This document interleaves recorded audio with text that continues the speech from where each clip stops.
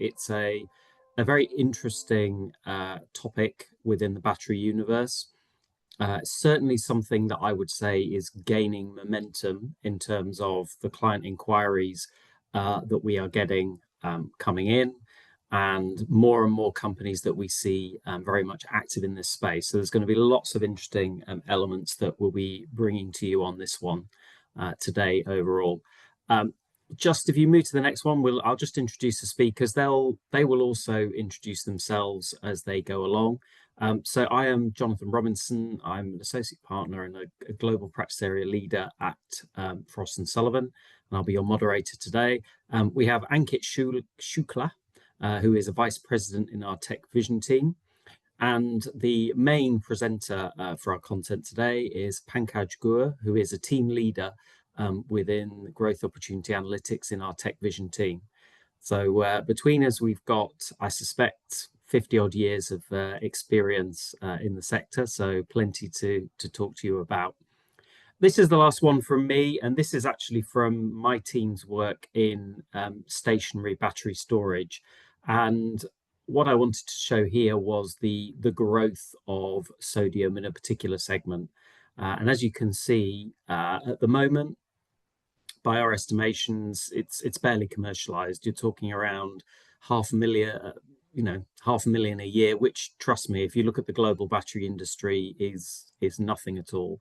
But within a decade, our forecast is for sodium to reach 6.4 billion in the stationary segment, and it could well go much higher, depending how the next few years go, and some of the things that Pankaj will be talking to you about now, how those technologies continue to develop, the investment of the companies and various other things will have a big impact on this. So with that, I'm going to hand it over to Pankaj to take us through some content, and then we'll start having the discussion. So over to you, Pankaj. Thank you so much, Jonathan. Hello, everyone. This is Pankaj, currently working as team lead at TechVision, Frost Sullivan. I've been part of the company and team for more than 3 years now. I have a background in mechanical engineering. And today I'll be taking you towards a webinar on sodium-ion batteries, as Jonathan just introduced. So we'll have a technical discussion, first of all, how the batteries work. And first of all, we start with the global energy storage landscape. Then we'll deep dive into SIBs or sodium-ion batteries and how they work, how are they different, how are they similar to LIBs, which is lithium-ion batteries. Then we'll talk about the stakeholders who are producing SIBs at scale and where do they stand currently. And we also would highlight afterwards what are the current challenges, why are SIBs not so common or commercialized currently. And then we'll also have a look finally at the future outlook for SIBs. So that is the focus points for the webinar today. All right, so starting with the current energy storage market, as we all know, it's majorly dominated by LIBs or lithium-ion batteries. Primarily, we had a long time wherein nickel-rich battery chemistries such as NMC and NCA were very popular. But since the last 4 or 5 years or so, we are seeing a very expedited shift towards non-nickel based battery chemistries and LIBs, which is primarily LFP batteries that are iron and phosphate based. Now it is happening because of a lot of favorable regions. Safety is one part, then we have cost, and also the problems that are there with securing these critical materials that go into NMC and NCA chemistries. Apart from that, batteries are in very huge demand today. Their demand is rising globally year after year, and it's primarily driven by influx of EVs that we have, and also a rising share of energy storage solutions based on battery chemistries. And that is primarily driven by the influx of RE that is increasing across the globe. So we have an intermittency problem with connecting RE to the grid. So we require some kind of energy storage solutions. So that's also another area which is leading to the rise of uptake of batteries across the globe. Now, particularly on LIBs, we have some specific advantages. They have very high energy density. It's a very mature technology. It's very versatile in terms of applications, and it's very accepted globally. We have a lot of large scale players also with LIBs. But then the question arises, then why do we need other battery chemistries then? What are the lacking points of LIBs?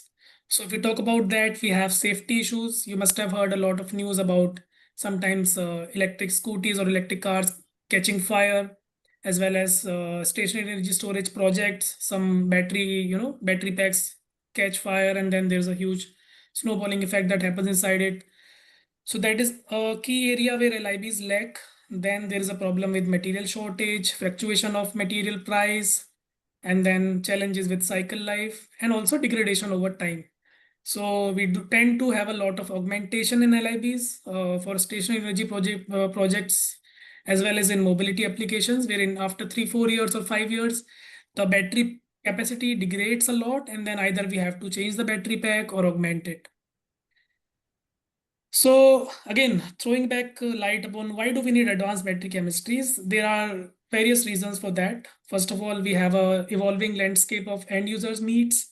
We are having novel applications for batteries, very high demanding applications such as uh, high power drones or vertically aerospace applications that are coming up, very high demanding consumer applications, automation.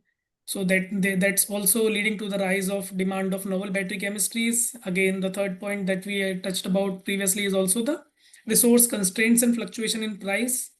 Then supply chain security is another area that we are focusing on, and then the improved safety part. So various reasons are there that is catalyzing the development of advanced battery chemistries.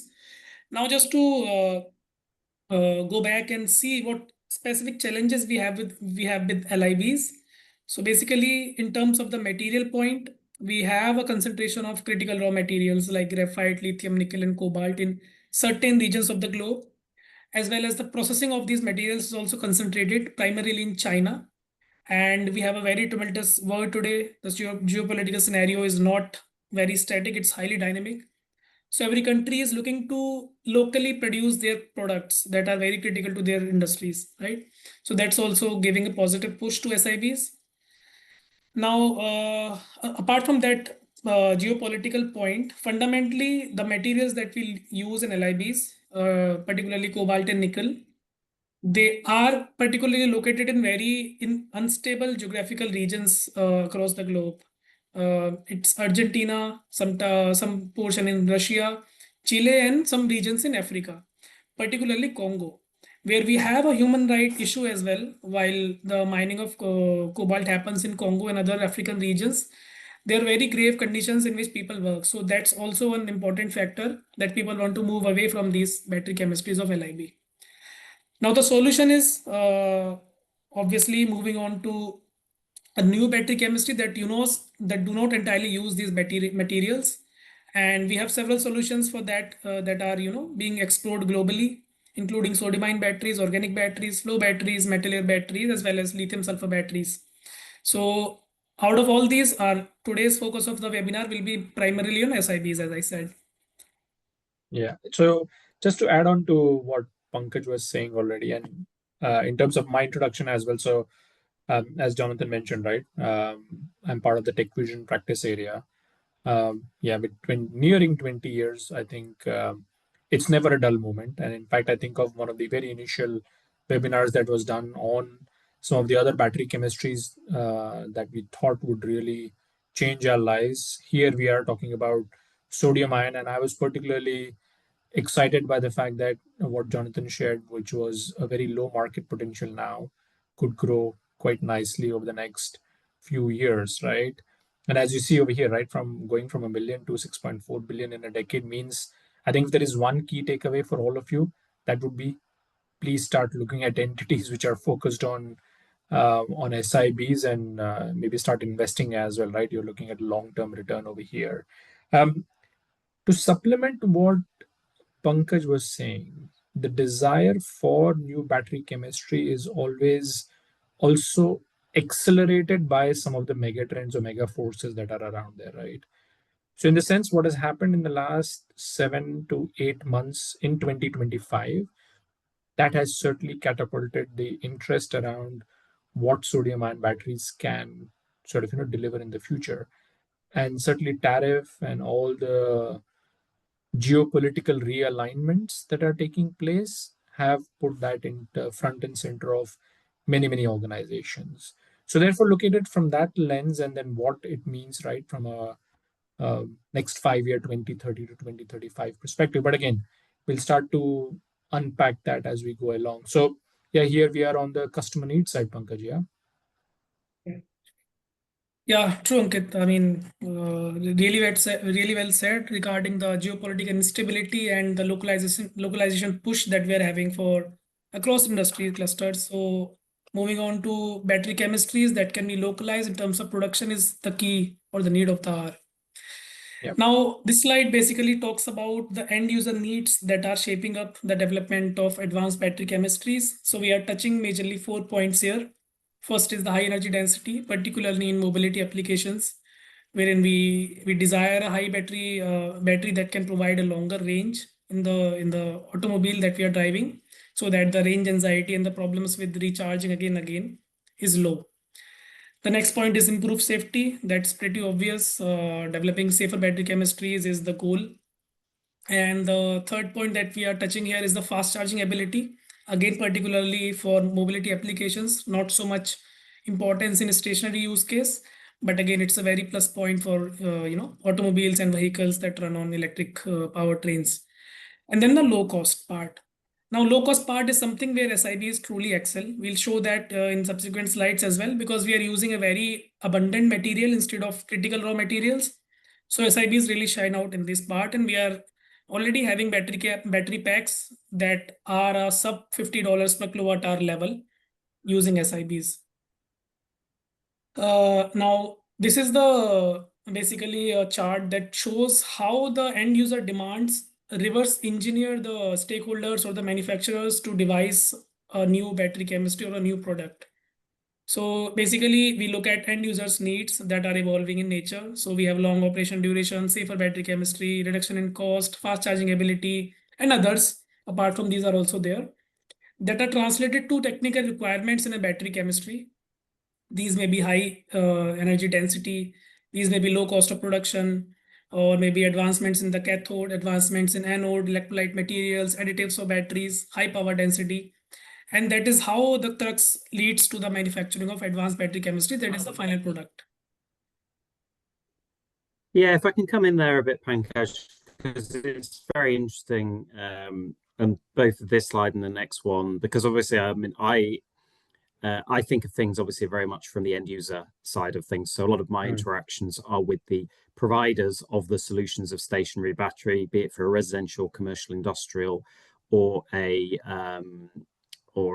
grid scale battery project.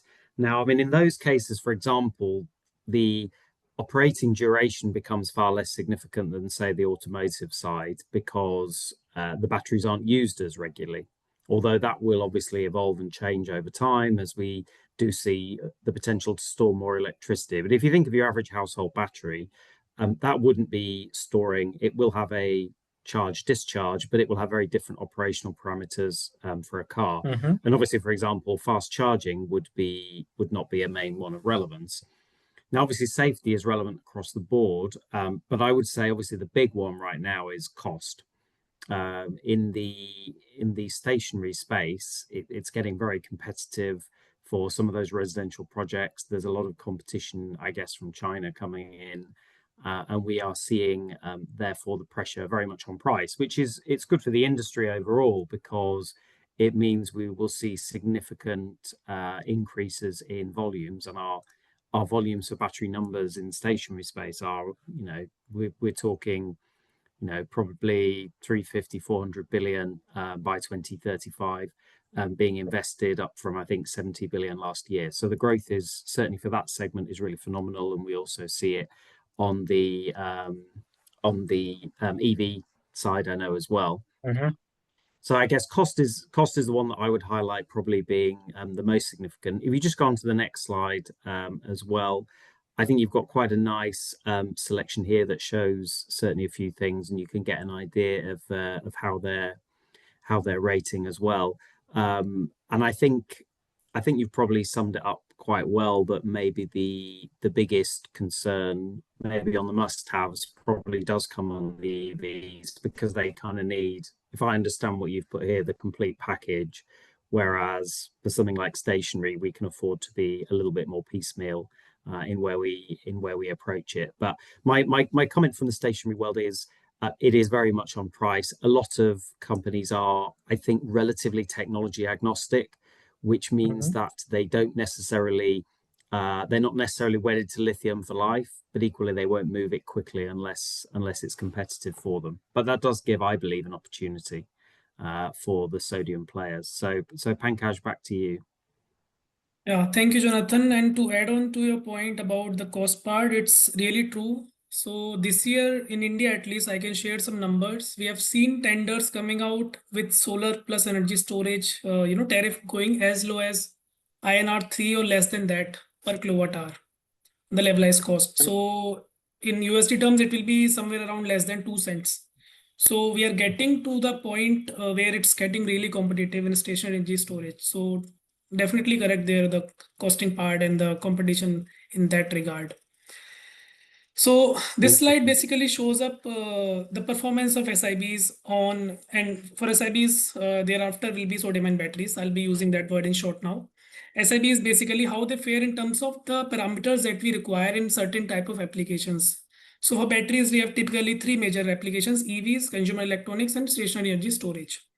Now we have identified 5 parameters: energy density, safety, supply chain security, longevity, which means your cycle life, and cost efficiency. Now, how important or how crucial these parameters are for these three application areas is highlighted by the color coding that you see in these middle icons. So if it is yellow, it's having a moderate impact. If it is orange, it's a strong impact. And if it is blue, it's a must-have. It's a no-negotiator thing. So, for example, if I look at energy density, it's having a moderate impact on stationary energy storage, but it is a must-have in both electric vehicles and consumer electronics. So, which battery chemistries then perform better on these 5 parameters are the battery chemistries that are highlighted here. And these are all advanced battery chemistries, non-lithium based. So we have sodium-ion battery popping up in almost 4 of these 5 parameters. So that gives the idea of how, what kind of solution provider SIBs can really become going forwards. Okay, this is the first poll question. Yeah, let's go to the first poll question. So everyone, we'd like you to get involved ideally, so you can vote there. So what worries you most about batteries today? What is your major concern right now within the battery space? So would this be fire risk, high cost, the environmental impact, or the dependency on foreign raw materials? So please vote now, and I'll give you the results in a moment. Pankaj, we have got a query on the pricing, which you may be able to take on in the chat. I don't know if you want to address that now. Otherwise, we can then move on and come back to that later in the presentation, or reply online. It's up to you. Let me see that a bit later. I think we already have data on pricing in the subsequent slides, but I'll see the specific question afterwards. I stop my part and stop sharing. Lovely. Okay. If I can ask you all to, if I can ask you to vote, and then hopefully we get the results shortly. In any case, maybe Pankaj, you continue, and I'll give the poll. I'll give people a little bit longer. Right. I'll give the poll questions before the next one. So, Pankaj, you want to carry on? Okay, moving on. So the next focus point that we have today is basically about what are SIBs and how do they work. So typical, like directly diving into SIBs, what do they comprise and what are the specific advantages? First of all, they have very high safety than LIBs. Sodium is a inherently bigger molecule, bigger size atom than lithium. So the kinematic reactions that happen inside the battery are slower. So in effect, it makes it a better and more safer chemistry. Second point, it's the 6th most abundant material. There is no dearth of sodium anywhere across the globe. Any country can start manufacturing these batteries, provided they have the expertise and the human capital that is required. Again, because of the abundance, there is a potential for very low cost of manufacturing, the supply chain is more secure. The dependency on foreign bodies and foreign countries for either the raw material or the expertise is lower. They have a small environmental footprint. They do not use critical materials such as cobalt and nickel that are very intensive in terms of mining and require a lot of energy and water to process. Now, since sodium and lithium-ion batteries are almost analogous to each other, we are using alkali metal as the charge carrier. So the fabricating lines for LIBs can be fabricated with some modifications to manufacture SIBs as well. And again, prevention of critical materials for fabrication, and they can also have a very long cycle life, even longer than LIBs if made in a advanced proportion with right selection of materials for cathode, anode, and electrolyte. Now, this is basically the technical diagram of an SIB, what happens inside the battery when we are charging or discharging it. So I'll just go through it in short. So basically, when we charge the battery, the cathode, the sodium ions that we have here that are highlighted in yellow, they start moving from the cathode to the anode within the electrolyte and passing the separator. And they get stored in the anode when we are charging the battery externally. And once we need the battery to work for us, the opposite of that happens. That is shown in the red arrow. So sodium ions start moving from the anode towards the cathode while providing an external voltage to us. Now, as I said, sodium and lithium both belong to the same family of alkali metals, and they have kind of similar chemical properties. So fabricating of these battery chemistries is not very vastly different. It's just about finding the correct materials for the cathode, anode, and other battery components right. And then we can see a very rapid scale up in SIBs as well. In fact, to Pankaj, this point of yours in terms of how the basic structure of the battery it is, right? So when I looked at this diagram first, right, it clearly shows that it's very similar to lithium ion batteries, right, in the sense of how structurally they Yes. are quite similar, and also both consist of two active electrodes, the anode and the cathode, in which the chemical storage of energy takes place. But what's interesting is, I think, the fact that till 2022 2021 was when everyone thought that lithium ion batteries were unbeatable, right? And Yeah. basically no technology could hold a candle to them. I think it's since the point wherein Cattle, which is currently the world's largest cell manufacturer, came up with the potential to mass produce these, was when the confidence around how this structure of the battery from a SIB perspective can be replicated and sort of produced in large volumes is where things really kicked off, right? So I think the affinity to LIBs and is where I think a lot of the advantage lies with SIBs. And that is actually, Ankit, evident with these battery manufacturers, that legacy LIB battery manufacturers like CATL and Hina. They are the Mm, ones who are making the boldest move in SIBs today. They are the ones coming up with the commercial products and starting up of very big gigafactories for SIBs. yep, yep. That's at least the direction. All right. So if you look at the value proposition of SIBs, how do they fare in terms of their performance characteristics and the cost part? So we have a RT of 70 to 90%. So RT is basically how much energy you get out of a battery divided by how much charge or the energy you put in. So every time you charge or discharge a battery, there is inherent power loss that happens due to secondary reactions inside the battery and power loss while the charge transfer that happens, the power loss there. So the higher the number, the better it is. LIBs have a typical RT of more than 95%, but SIBs are faring a bit lesser than that today because still the materials that we are using are not that efficient in SIBs.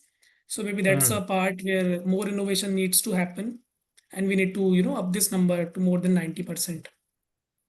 mm, Then we have the cost part. As I mentioned in the start, we are currently at the level of $40 per kilowatt hour at the cell level.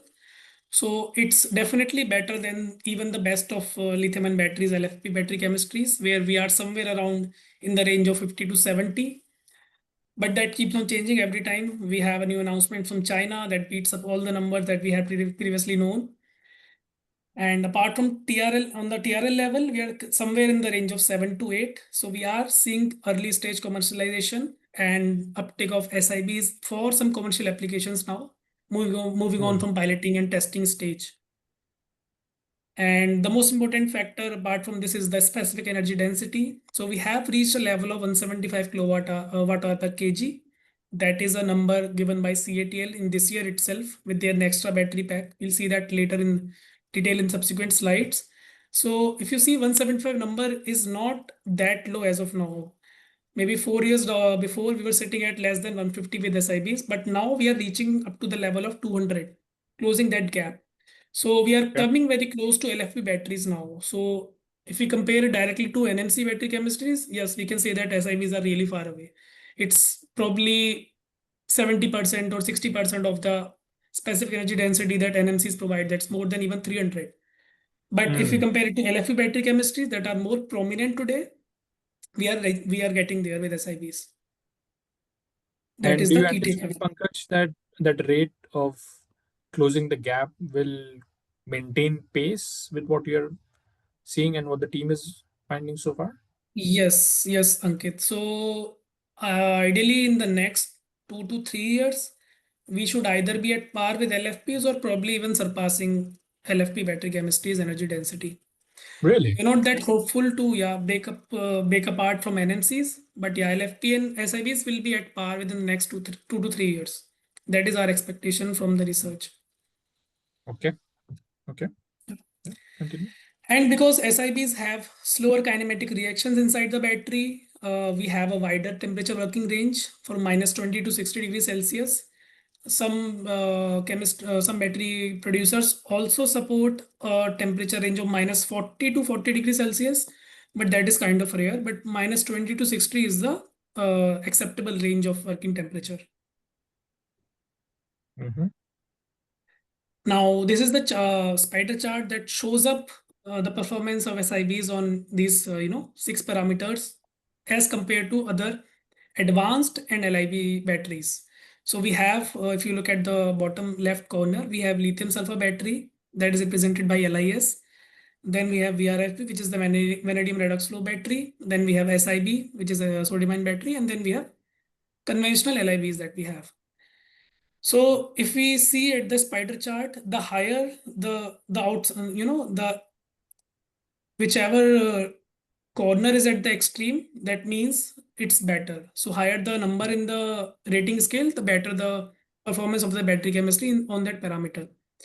So SIBs are better in terms of the cost competitiveness and safety part than others, and are kind of comparative in other parameters such as energy density, RT, and fast charging ability. But even if we look apart from this chart, the main criteria or the main parameters where SIBs really excel is the abundance of their material and ease of raw material sourcing.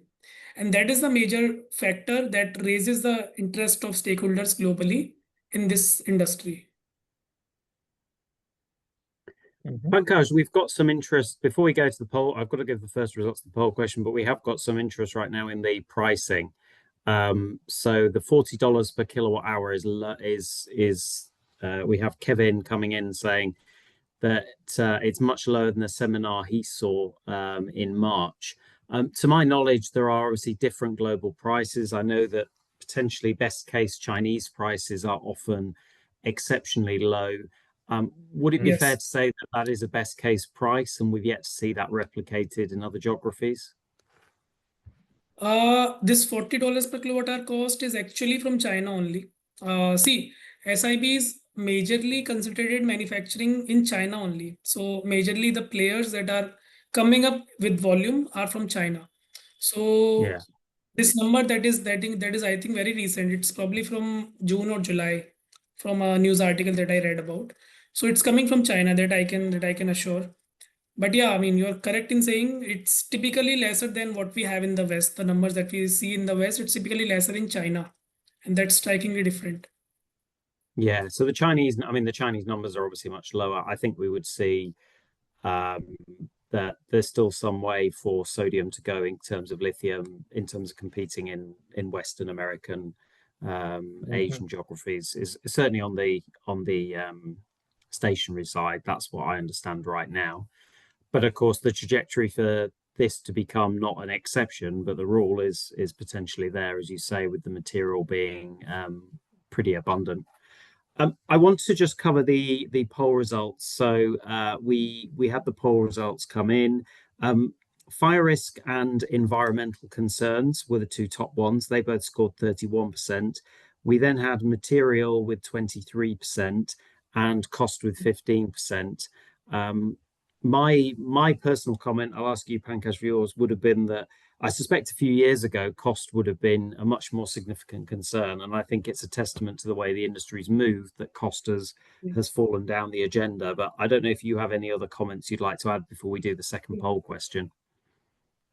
True. I mean, I agree with you. Basically, we have seen a dramatic fall of, even in LIBs, we have seen a fall of at least 70 to 80% in the last decade or so. But because we see, such news that, okay, there is a fire breakout that happened and the car got fire, and there's some news about some factory getting fire because of a battery pack. So that sticks. That's something that is really, that strikes out as something very negative. So I think that is why we are having this as a higher, percentage of votes it has got. So I think that is what I would say. Ankit, do you have any comment on this? No, in fact, if anything, I'm surprised, right, that the industry shift where the focus mostly was on cost is now more increasingly towards on the safety side, and then of course the impact, right, it will have across different applications. So I think our audience today is seemingly sort of driving that probably change in that sense of sentiment of what's more important. But clearly, when you have mass deployments required for, especially on the stationary and the grid side for batteries, I think cost becomes extremely important. I think that kind of varies maybe by application area a little bit also. But yeah, it's good to see, right? Where the shift is taking place as well. It's very interesting, though. I mean, the safety risk around lithium-ion is not new. It's not something that we've just discovered. I've had conversations about going back a decade, and yet it has become the dominant technology for batteries, certainly in the EV space and in the stationary space. So yeah, I suppose we have to ask, how widespread is it and how much of a concern genuinely is it for people when we've seen it take off quite so much? Would be my contrarian point maybe to our audience that voted for that. But I do know for portions of the community, the battery community, it is the thing that they talk about. But then that's often the non-lithium guys. Right, we'll go to our second poll question. So if you want to bring it up, Pankaj. So the next question is, how soon do you think sodium-ion batteries will be commonplace? So essentially, how long have we got before this technology fully takes off? So within 1 to 2 years, in 3 to 5 years, after 5 years, or simply not sure? That's true. All right. So while the audience is busy in getting their answers to the poll, let me just move on to the next slide. All right, so this section will majorly talk about who are the key stakeholders and the innovators who are building SIBs at scale. So first up, we have two companies basically from Europe. First is Siamet, based in France. The company started off as a spun-off from French National Center for Scientific Research recently in 2017. And the current status is that the company is manufacturing SIBs in cylindrical and prismatic formats and has already begun the construction of a 5 gigawatt hour manufacturing plant by 2030. And this has started in this year itself. The company plans to operate 0.7 gigawatt hour capacity by end of 2025. And it's targeting a lot of industrial use cases like mobility, industrial power backup, stationary energy storage, and a lot of collaborators from the mobility side and investment side like Stellantis and Phenomen Gestion, Soma Energies. These are the primary investors or collaborators with the company. Next up, we have UK-based manufacturer of SIBs, which is Faradian. This company was acquired by Reliance New Energy, an Indian conglomerate. And the company has already developed SIBs with an energy density of 160 watt hour per kg. And they are currently working to increase the energy density to 190 watt hour per kg. So as I said, the gap to 200 is really low and it's Mm. closing very fast. Faradian has a fairly large IP, ownership in this domain. So that might be the reason why, the interest of Reliance to acquire Faradian and then using their technology and know-how to build up a sodium-ion battery gigafactory based in Jamnagar, India is also underway. Mm. In fact, I'll just supplement to this. What you're seeing on the screen, of course, we wanted to share with all of you some of the most. So again, remember, this is the innovators, right, that we are seeing, which will start to have an impact on the landscape itself. But the more dominant players, some of them who we have already referred to, right, like Hina or Cattle. There's also Natron Energy in the US, which is doing quite well. Altris in Sweden also is a good company. You have Tiamat and others. So all of these, again, we'll see over here in the next few slides. But as you see, right, the correlation between how much of money is being pumped into these organizations, as well as the degree of patent activity, which is what we'll show later on as well, is something to watch out for. Because that's one indicator that we look at when we're trying to understand the convergence of how some of the weak signals of today are becoming major trends for tomorrow, driven either by things like geopolitics or tariff or growth in a certain industry or a segment, and the rate at which then the technology can accelerate. We try and sort of measure that through the flow of money, which is funding, public or private money that's going into the technology, which in this case for SIB, and then also the patent activity. So hence it's worth seeing what the large players are doing, but also some of these notable sort of innovators as well. So which links quite nicely to what Pankaj was showing on the next slide. I think what I would add though as well is it's going to be Mm. really, obviously you can see the top three companies are all Chinese, and the question mark again will be, I mean, this is not automatically an industry that can be dominated by one country as much Mm. or a couple of countries, because lithium, obviously, you've got the concentration of the reserves, which can influence things a bit. Now, sodium, as we've said, obviously the reserves are everywhere. But it's very interesting that you've got these big Chinese companies and the ones that I'm sure will be exceptionally cheap. And we'll all be aware of obviously the success that China has had in a number of areas like this in being the ones who've driven costs low. So I'm not saying, and I think it's very interesting as well. I noticed Reliance Energy mentioned there as having acquired Farringdon, and obviously they're huge. So I wonder whether this will quickly become a business which has a relatively small number of huge players potentially dominating in the way that probably lithium has gone as well. Yeah. So, to contrast your point, Jonathan, I think SIBs will kind of decentralize battery production in a way. So China has right now got the advantage of, first of all, being as a first mover, and they also have a lot of government support to these, initiatives that these companies take in terms of maybe financial initiatives or, even Tax infrastructure incentives. support that is there. So that makes them really cost competitive across the globe, and that's why we see such low numbers like $40 per kilowatt hour, and that was raised by a member in the audience as well. But since we are not having a fundamental dependency on a raw material or even the technical know-how, which is not that far off, a lot of companies across Europe and North America have already developed their form of cathodes, anodes, and electrolytes for sodium-ion batteries.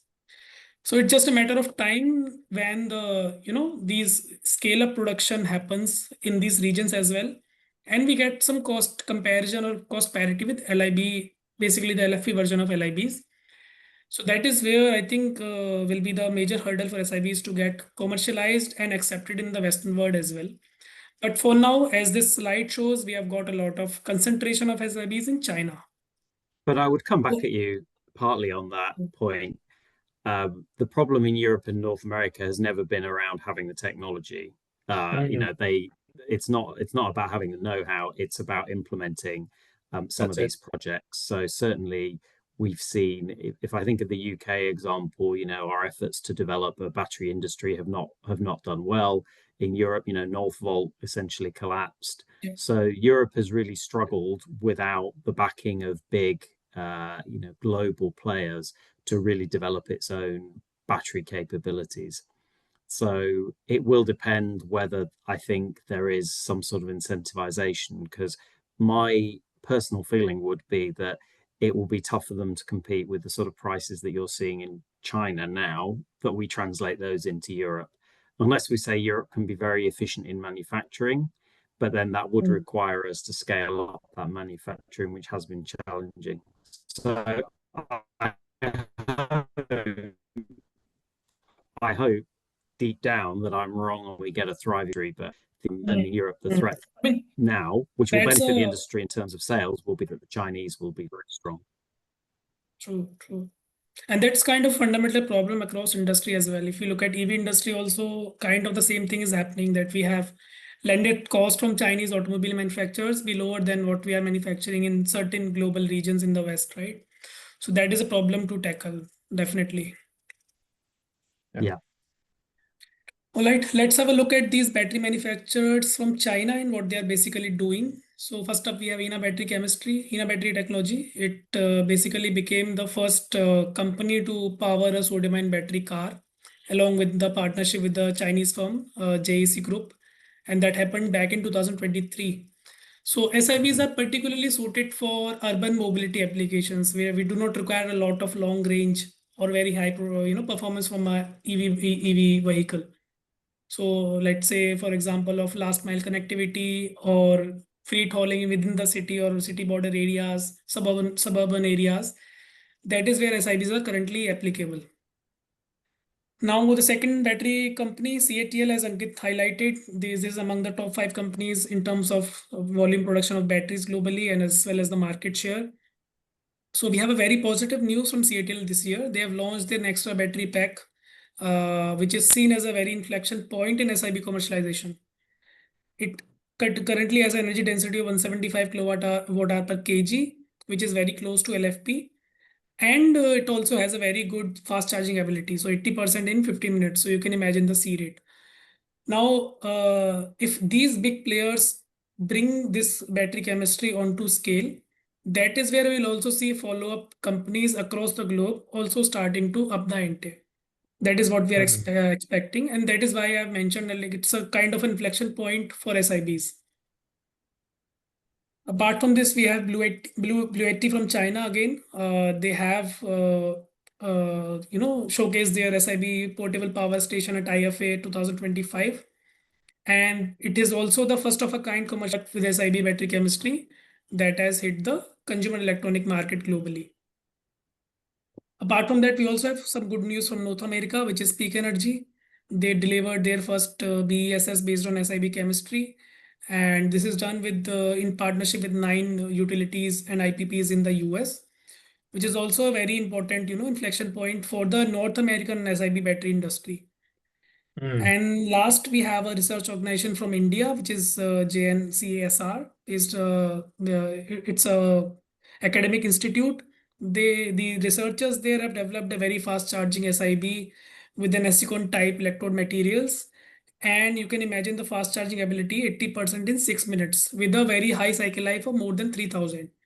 So innovations like these, if we are able to effectively realize them at scale, maybe not with these numbers, but even a lesser number than that at scale, if we can do that.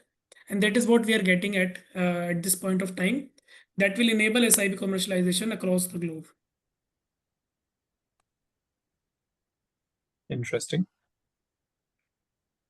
Okay. Apart from this stakeholder analysis, we also have some, important milestones that we have seen in the recent year that we wanted to cover.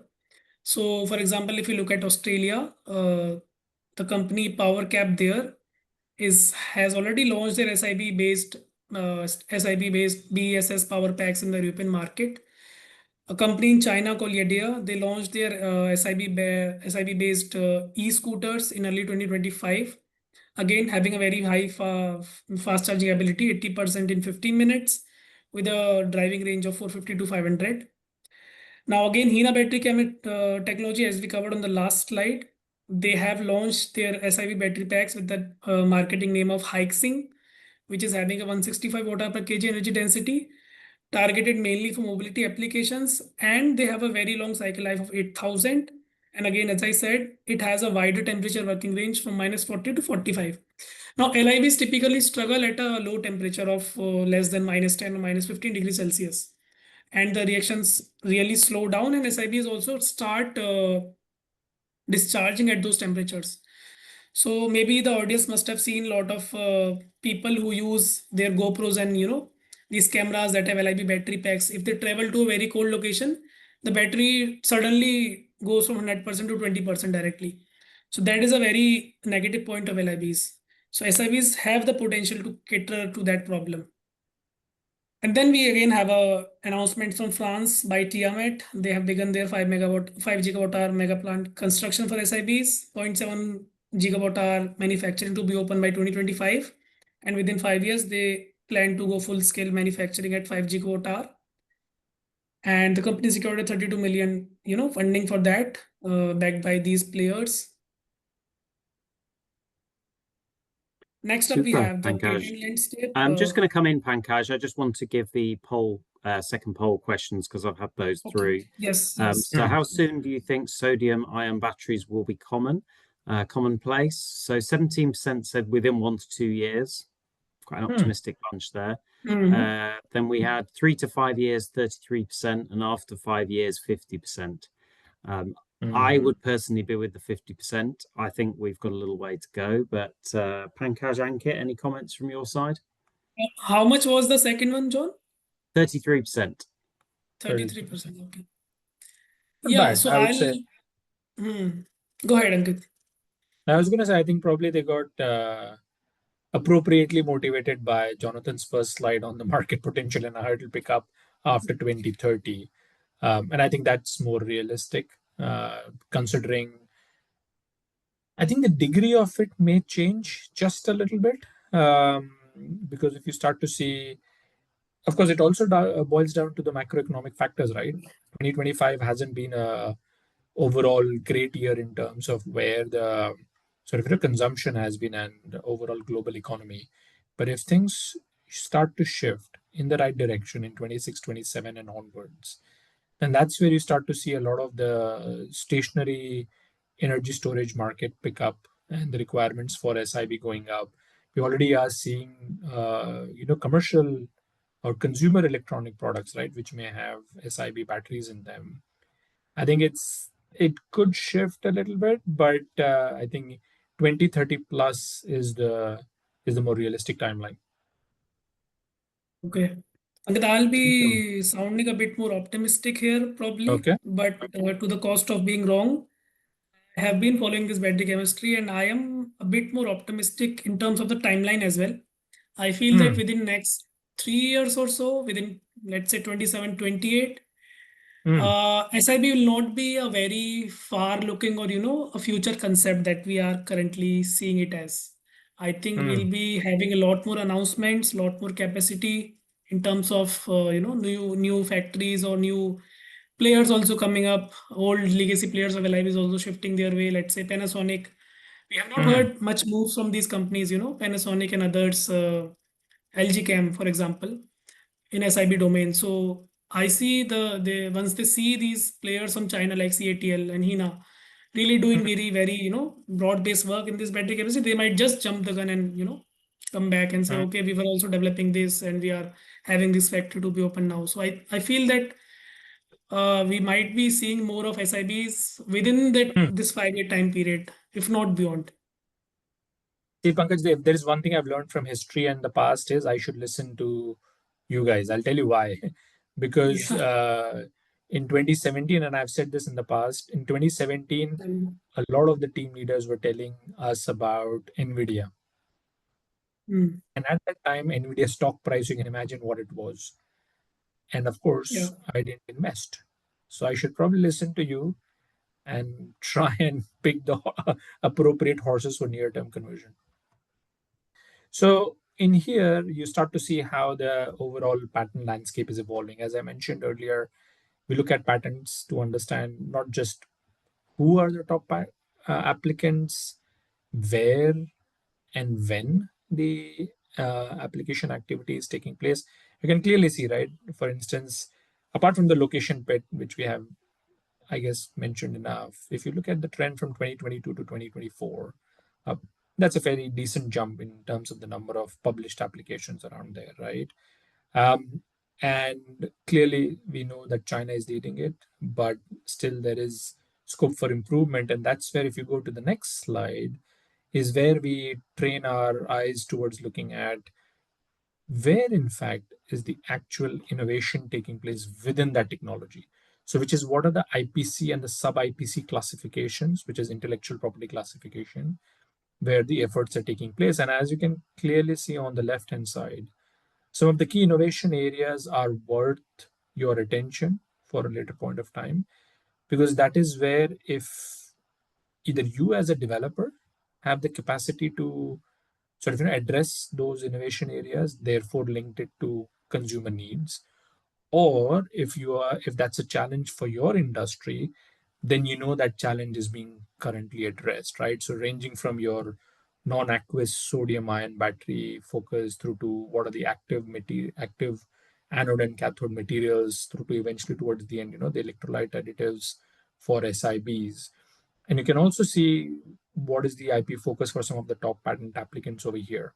So that again, if you correlate where the money is flowing, with whom, then your predictability of where the innovation will come from and who holds that patent strength is also clearer in that sense. So that's on these two slides. So yeah, we can go to the next one, Pankaj. Okay, so we'll just take a look at the problem areas for SIBs today. If it's such a solution provider, it solves a lot of problems. Why are we not seeing that commercially everywhere as of now? So basically 4 or 5 pointers are there that basically are still a hurdle for SIBs to cross in order to become more mainstream. First up is the lower energy density. They are currently sitting behind 200 watt-hour per kg wall, but we routinely have LIB battery chemistry that can provide more than 300 watt-hour per kg on a cell level. So that limits their usage in applications more demanding, such as long-range EVs, consumer electronics. On a fundamental level, SIBs, the SIB cells operate at a voltage of 2.3 to 3 volt compared to LIBs that operate at a very high voltage, that is 3.2 to 3.7. Now this reduces the per cell energy output, and that is the fundamental reason why the energy density is not that high in SIBs, apart from sodium being a larger atom. And then inconsistent performance. So currently manufacturers are still permuting and combining with the materials that we have for cathode and anodes for SIBs and how they perform as a group. So some SIBs provide very high cycle life, some SIB variations provide a very low cycle life, some degrade very fast, some are stable. So still the innovation is needed in this area in order to have a more uniform know-how of battery material so that the selection can happen across the globe easily. And as I said before also, we still have a lower RT than LIBs. So the loss of power is again a very important area to tackle. And then on overall level, the manufacturing ecosystem is not that developed or advanced like LIBs. The vendors that are needed to manufacture a product, there is a lot of range of that. So that ecosystem still needs to develop for SIBs in order to enable them to be commercialized on a global scale. Okay. So presently we are at the early commercial stage of SIBs, wherein battery manufacturers like CATL, Hina, Faradian, and others are moving on from pilot stage to the early commercialization stage. Within the next 2 to 3 years, we'll see probably SIBs that are surpassing the 200 watt-hour per kg wall with energy density, and we are having more uniform and more predictive performance of SIBs. And then the integration of SIBs to the EV industry also expands, because remember, EV is a very high growth area for battery use today. And within the next 5 years and beyond, I expect SIBs to be very commercially mature and be produced at multi-gigawatt hour scale globally, and being adopted for low demanding as well as medium to high demanding applications already, and being seen as a more mainstream battery chemistry overall. That is my viewpoint. What do you think, Ankit, on this? Jonathan? Yeah, my view is it will take a little bit longer. I think the costs still have to come down a bit further, and those have to be fed through. But I mean, our forecast assumption right now is still that lithium will be 80% of stationary within the next sort of 7-8 years. So we are taking a view that it will take time, but we've yet to see real use cases of them pushing this forward fully so far. So yeah, I think it will take longer, but I'm speaking on the stationary side. But I would say, even I think with automotive, I think we might be looking more at 2030 and beyond. Yeah, I think so too. I think that's where things will move. But I'm particularly interested in seeing where the consumer product side goes with it, and if the variance in the sort of the battery cycles, right? If those become more consistent, I think then maybe there's a slightly quicker route to growth with the volume sales that can happen on the consumer product side, and then of course then with EVs as well, which I think are important. So yeah, I think let's see how that evolves. Thank you for that, Ankit, and thank you, Pankaj, for your contributions as well, and thank you everyone for listening in.